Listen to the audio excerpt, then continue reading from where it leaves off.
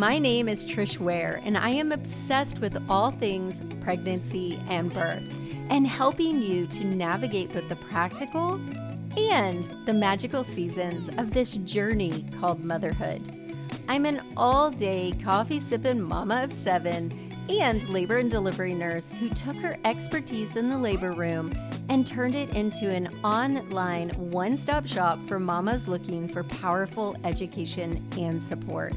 I've had the amazing privilege of delivering many babies in my 15-plus year career as a labor and delivery nurse and as a mama of 7. I'm here to help you take the guesswork out of childbirth so you can make the choices that are right for you and your baby and write the birth story of your dreams. So hit subscribe and let's replace your anxiety and fear with complete confidence.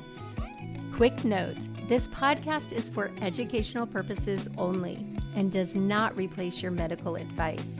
Check out our full disclaimer at the bottom of the show notes. Hey, Dora, I am so excited to have you here today. And I feel like the topic we're going to cover is really important because I have a lot of moms who are either thinking about getting pregnant or trying to conceive, or moms who have already had a baby who may want to have another baby. And this is just valuable information. So I'm going to let you go ahead and just introduce yourself and tell us what you do.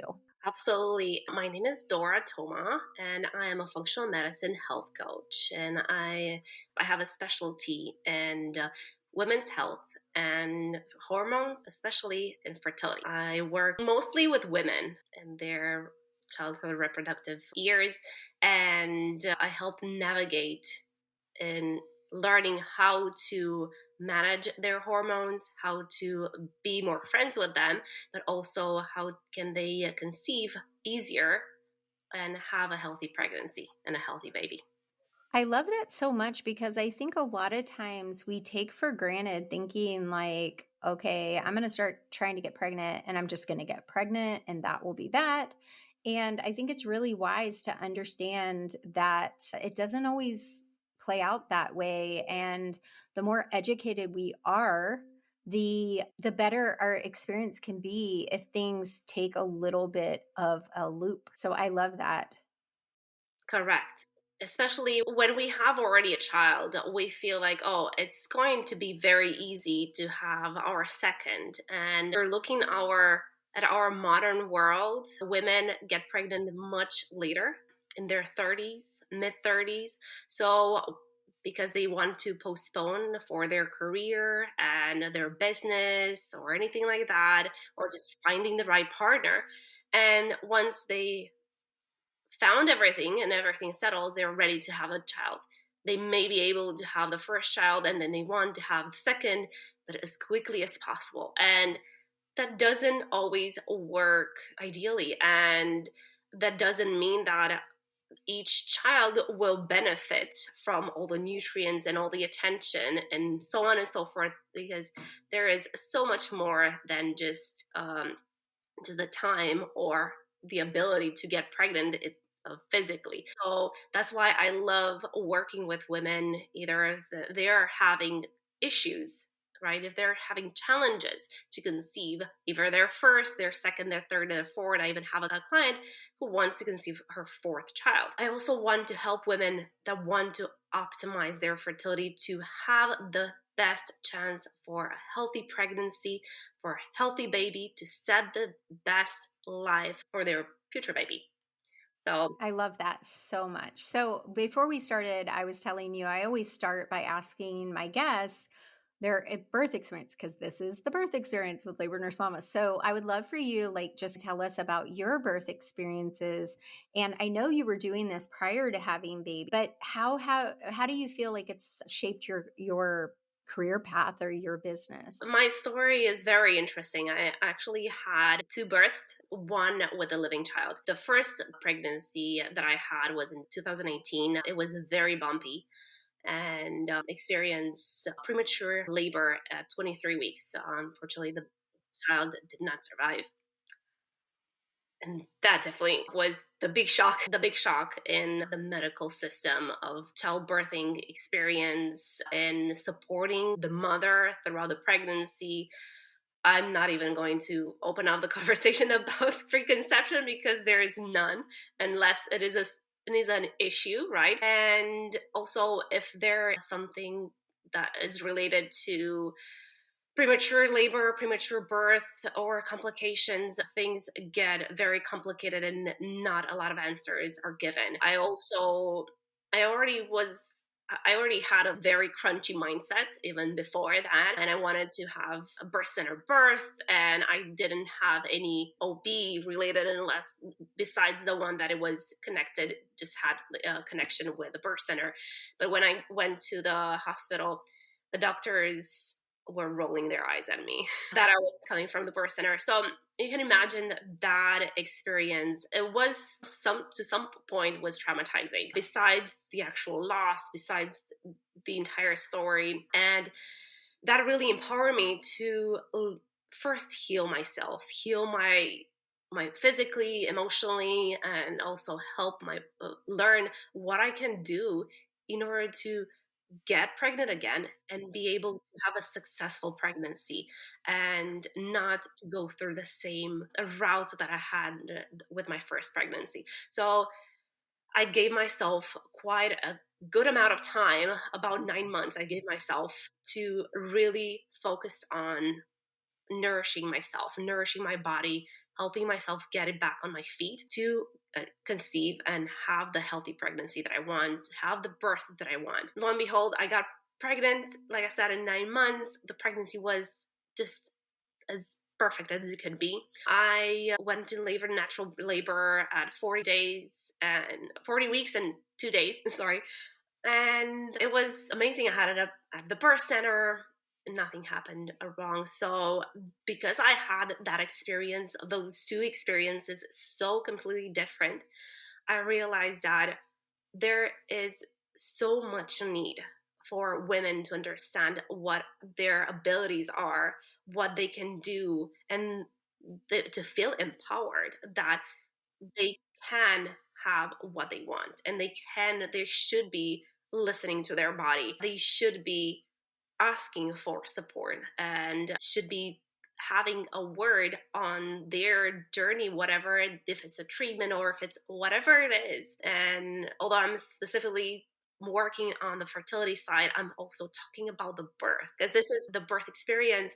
And there is so much force, really, even through words, force of you push now or don't push or stay here or hold until somebody so and so is coming or we don't have time, or and not listening to the body, and because the body is the only one who knows the best.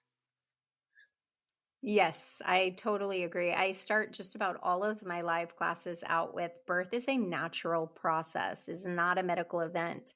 And I love that. And I'm so sorry for your loss. I'm truly sorry. And I think it's also important for some of you who are listening to know that we can still do all the right things and make all the right choices for our body, but there are some times that things are out of control and you may lose a baby and you may have a hard time getting pregnant and all of those things. But the important thing, and the same with what I do, because I educate and empower women to have an empowered birth experience. And that doesn't mean their birth experience is going to be exactly how they pictured it or want it to be.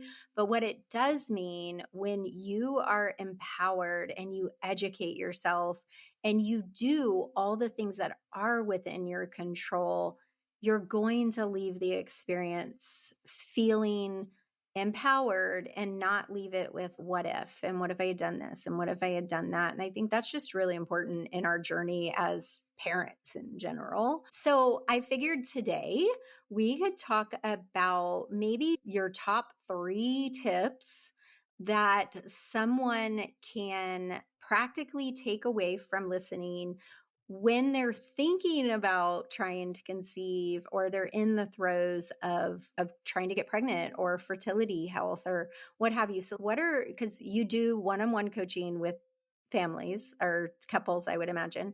And what are some practical tips? Like, just what are your top go-to tips for someone who is wanting to get Of pregnant? course. I think the biggest number one tip that a lot of people would associate with when they're thinking about trying to conceive is nutrition and having a healthy diet, following a healthy diet.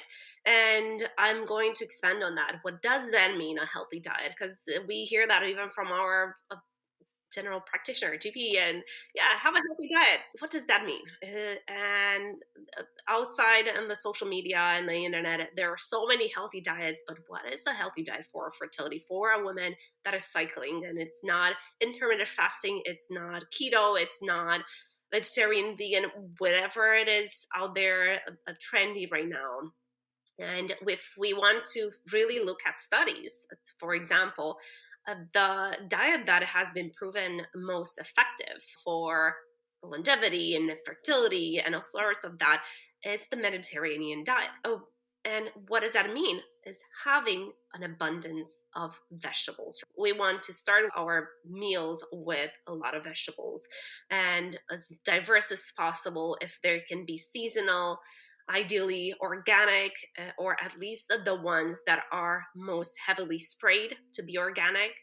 And then pairing your vegetables and your carbohydrates, right, with enough protein, high quality protein that comes from a variety of animal products and dairy products and also plant products, right?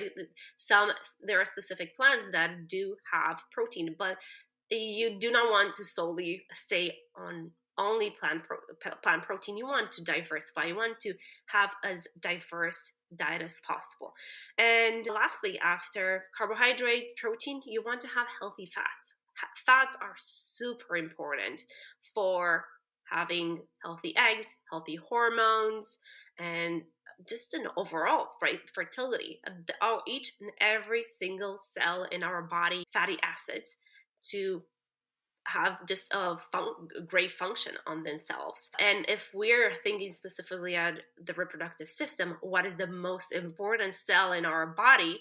For that, it's the egg, it's the ovum. So we want to nourish that egg as much as possible with all the vitamins and minerals and fatty acids and amino acids and so on and so forth to nourish it and to be healthy. Because we definitely are born with all our eggs, and us women actually we develop our eggs when we are in our mother's womb. But that doesn't mean that the way that we were designed and we were programmed by our mothers when we were 9 weeks in her belly doesn't mean that's all that we have. And actually the eggs are only halfway matured, and 3 months prior to ovulation these eggs are starting to mature and they're going through the last phase of maturation. That is the most important. It's where the chromosomes are developed and also when the DNA is formed, which will set the tone for how quality will be the embryo, if there will be any chromosomal abnormalities or genetic conditions for the egg, and the viability of the embryo for the pregnancy. This entire 3-month period is so important. It's beyond imaginable how important it is. And that's why I work with my clients for at least 3 months to prepare them, to prepare the body, to prime it, to prime the egg, and ideally the sperm as well, for that moment of conception to make it as healthy as possible. So going back to the nutrition, like I said, having all the variety of foods, but also pairing all of them at the same time with every single meal, and having the foods as close to the way they came in nature as possible. So less of the processed things. Obviously, we cannot avoid all the processed foods, but if we can minimize them as much as possible, that will be amazing. It will help with blood sugar, it will help with nutrient absorption, it will just amplify the amount of nutrients that we're getting. So this is like the big area that we want to focus when it comes to nutrition. Another tip that I am very passionate about is sleep. In my opinion, sleep is really the second most important thing when we were talking about fertility, because if we do not have a regular consistent sleep schedule, then we will not be able to have balanced hormones for sure. If we look at just in general population, people who are not sleeping at least 7 hours a night, their aging process is accelerated. Their cells in their body age faster. Their mitochondria is lower. Mitochondria is the powerhouse of our cells.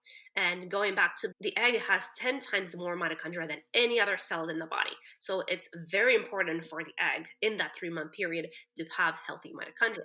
So how we can nourish that is with good quality sleep. And that I said, between 7 to 9 hours of sleep every single night, having consistently that sleep schedule, having going to bed at the same time every night and waking up at the same time in the morning, and having a nighttime routine that will promote sleep, not avoiding TV for the last hour at least of the night, and not doing things and doing stressful things or doing exercise too close to bedtime, not getting upset, and letting the body just go into a relaxation state and letting the mind relax as well. And there are so many ways to do that.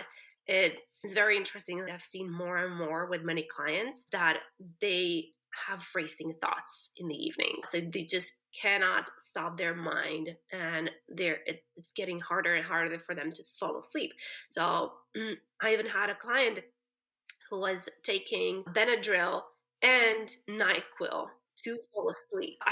With a little bit of work and a little bit of practice and obviously learning what worked for you, I helped her with simple lifestyle changes to get off of those and be able to sleep peacefully without any issue, at going to bed and sleep throughout the night without needing to use any Benadryl or any NyQuil or anything like that. And that is amazing. The power of the body is incredible. And lo and behold, with this client, we worked on that, and in 2 months she got pregnant, and she's now halfway through the pregnancy.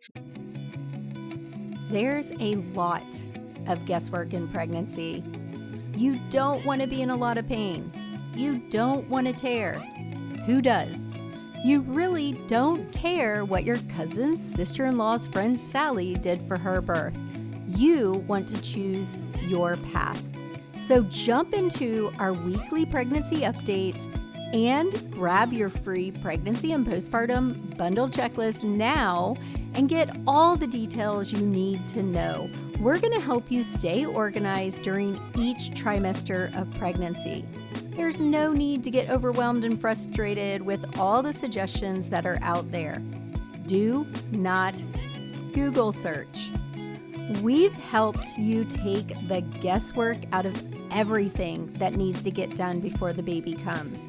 Discover what all moms need to know to be ready for each trimester, the pre-birth mystery, and postpartum preparation.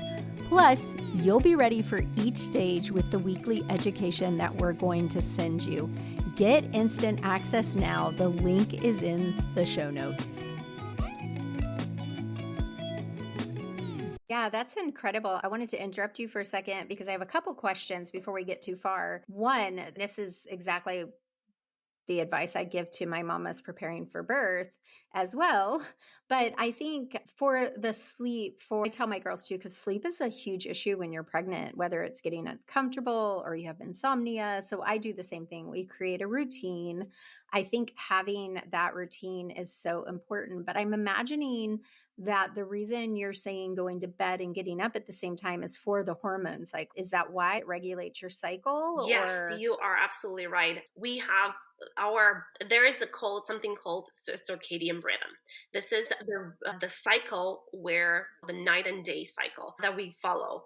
And our hormones have also a cycle that is called the infradian rhythm. Our body itself, our hormones, in every single part, every single cell, every single bacteria. We are more bacteria than human cells, for example, and also like also hormones.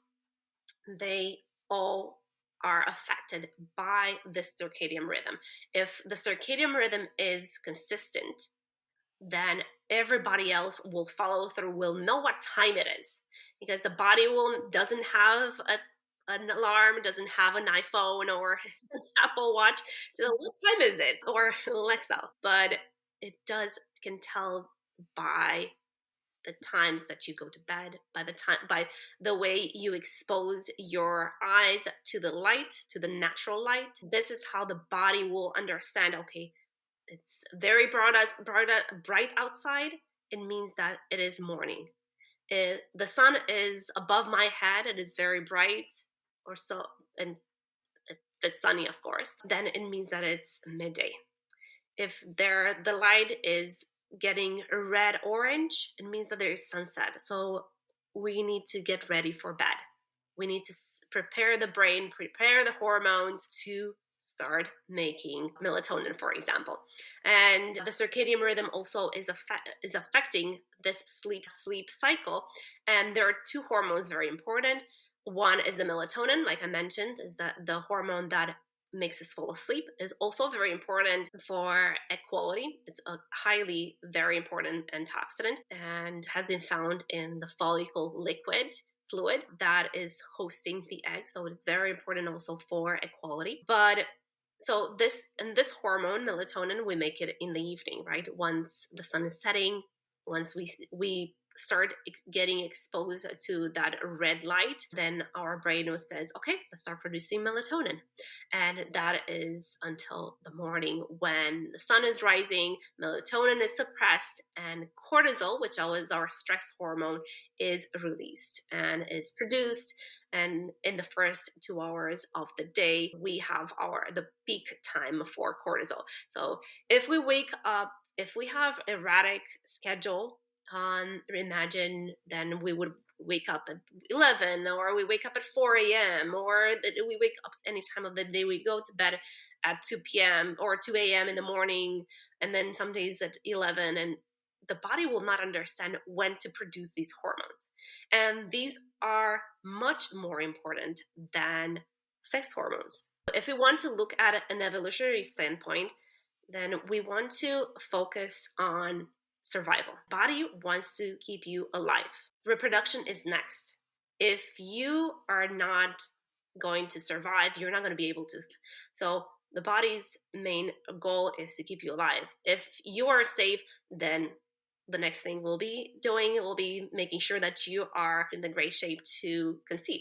So I love that, because it's the same with birth. Your labor can stop progressing and this doesn't mean like you're actually about to get killed, but if your body goes into that fight or flight or fearful stage, then your body is saying survive and stop laboring. And then you end up in a C-section. Yes, because the body will not be able to make the difference between this doctor is just saying it's very mean, as making me having palpitations and anxiety, or there's somebody with a knife at my neck. Yeah. So your body doesn't know that. Yeah. No, the same thing goes. So what do you tell, because I have a lot of mamas and I worked night shift for a long time as a nurse. What do you tell night shifters when they're trying to get pregnant? One of your things is sleep, particularly at night. So what about them? Yeah, it is definitely an interesting topic. And it all depends. Everybody is different. Unfortunately, this is something against our natural cycle, right? And nobody can attest that or can confront that. But it is something that we need to work on. And if working night shifts is not something that you can get away with, and you need to do those night shifts regardless, there is not something that you can control, then you can at least work with that schedule and make sure that when you go to bed, you're maximizing that time that you are in bed and making sure you have blackout curtains and you have a cool bedroom. So you create that environment in your bedroom for your body to get the maximum sleep and the maximum amount of restoration. So my third tip, yes, my third tip would be to have and to consume only filtered water. Yeah, yes. There are many things. I worked for at least 3 months with clients on coaching on tips on how to improve fertility.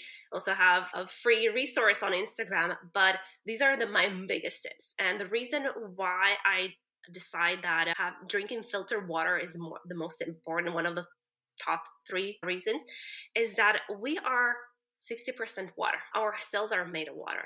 And the water in our just in the regular system, the water system, it's filled with a bunch of pesticides, heavy metals, medication that have not been filtered by the city, because the filtration system in each and every city in the United States and all over the world, they're not as strong to filter all these chemicals, bacteria, and so on and so forth. So we literally ingest every single day more than we eat all these chemicals that most of them that are endocrine disruptors. They can damage DNA. They can do so many things. Even in pregnant women, we keep seeing studies after studies coming saying that they found over 300 chemicals in the umbilical cord. The babies get exposed to all these chemicals and to all these chemicals in the utero while they are only programmed, while they're just developing. And this will set their lifelong health not great. We want to offer them the best chance for their life. And if we expose them to so many chemicals, even before they're getting out of our bodies, even they're starting their life outside, then they will have a higher risk of developing obesity, developing diabetes, and all sorts of chronic conditions that we are starting to see happening in early childhood. It's really important to make small changes. And the smallest thing you can do is to filter your water, and not with the filter at the fridge that is only going to take the chlorine out of the water and it will just give it a little bit of taste. It's just a marketing thing for the fridge companies to look fancy and to add some more money on the price, but it's not a quality filter. And there are also other issues with growing mold inside the system. But you can invest in a countertop system, which I usually like either a reverse osmosis filter or a carbon filter. These are two great alternatives. There are two great brands out there.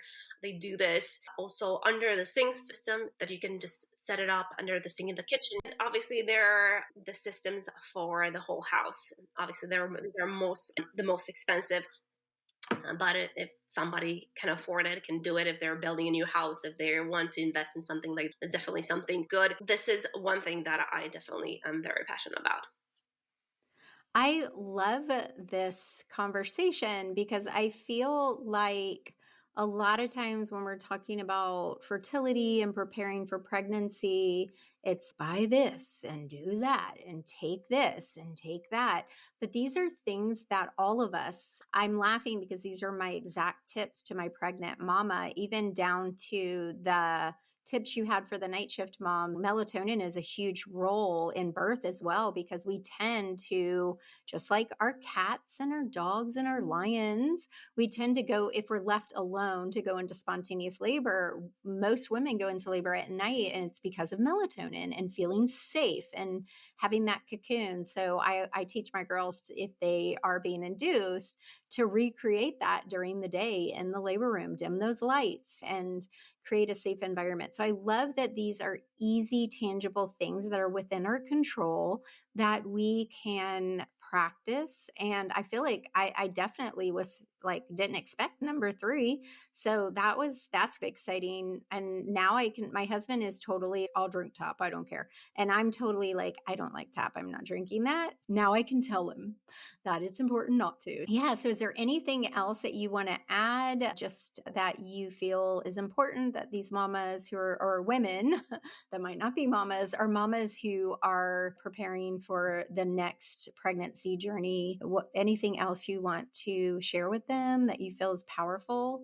I think let's call it bonus number 4, or a bonus tip. Sorry, bonus tip or a bonus tip number 4 is making sure that you're eating enough and having breakfast in the morning. This, I know it's still going, the trend of having intermittent fasting, going on intermittent fasting. Either if it's a new mama wants to lose her baby weight, or she just found out of the gym or heard that it is good for longevity to do intermittent fasting and skip breakfast. It's definitely, looking at studies, is definitely helpful for men and women in menopause. But women with cycles like us that are in our reproductive age, we do not benefit from skipping breakfast. Our hormones, our sex hormones, are so sensitive to the circadian rhythm and the way that and the times that we eat. So if anybody is trying to conceive or just wants healthy hormones, or just even wants just her to lose that baby weight, don't skip breakfast. It's not going to help. Hormones, obviously, sex hormones are definitely play a huge role in weight loss. This is definitely one of the big things that I notice with clients, with people who I interact with, especially on social media. And skipping breakfast, it's that one. And that would be skipping any meal. So you're saying like the nutrition part is not only what you're eating, but how often you're eating and keeping that nourishment. But it makes sense if you think about us as a species. And like, even like I've talked to we have weekly coaching with our students, and we have some very weird topics, but we've talked about like when you're pregnant and you have, this is so like, I think this is tied in, I don't know, but forgive me if not, but we've talked about how you have this increased sense of smell when you're pregnant. Like I call it radar nose when you're pregnant. And I truly believe it goes all the way back to when we lived outside and had to fend for ourselves. And you had to know, is this safe for me to eat? And if it doesn't smell right, probably isn't. And so I think about even what you're saying about skipping meals, it makes sense, because if you think about building a nest, you're going to build a nest nice and firm. You're going to fill it up. Our body is like the nest for this baby, and we have to build it, to build our nest. And it needs those nutrients. It doesn't need to be deprived. And like you said, when our body goes into a sense of survival, the last thing it's going to want to do is reproduce.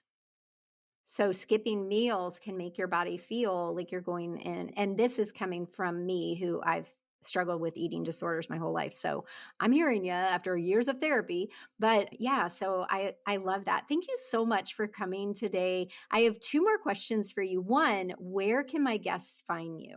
Absolutely. There are 2 places, the biggest places that they can find me. One is on my website. My website is www.yourfertilitycoachdora.com. And I have there all the resources about myself and services that I offer. And if you want to find out like free tips on fertility and want to see my beautiful face and on reels and on stories, I am on social media, on Instagram specifically, and my handle is Your Fertility Coach Dora. So it's the same as my website.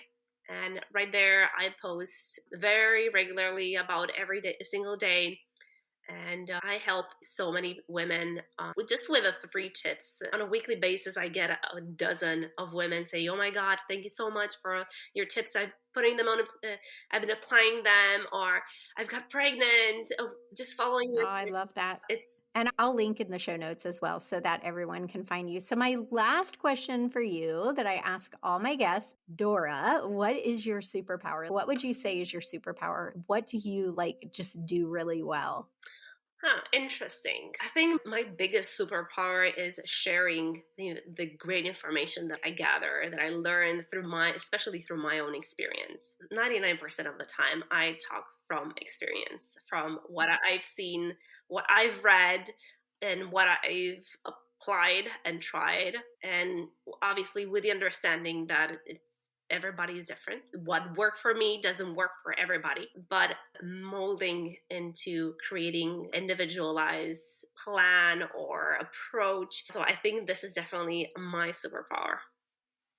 Oh, I love that so much. Thank you so much for coming on today and sharing these 4 tips, because we had 4, just for these moms who are really thinking. And I love it. If you guys are listening and you're preparing to get pregnant, you're a step ahead. I think that's so crucial. Thank you so much for coming today. Hey, Mama, thank you so much for joining me today as we talked about 4 really amazing tips to prepare your body for pregnancy. So, for those of you guys who are struggling with fertility or just wanting to do like the best foundation ever for pregnancy, make sure you check out Dora. As always, we will see you again next Friday. Make sure that you hit subscribe and leave us a review. They mean so much to us so we can figure out what you guys really want to hear, what you're loving and what you're not loving. So have a great day. We'll see you next week.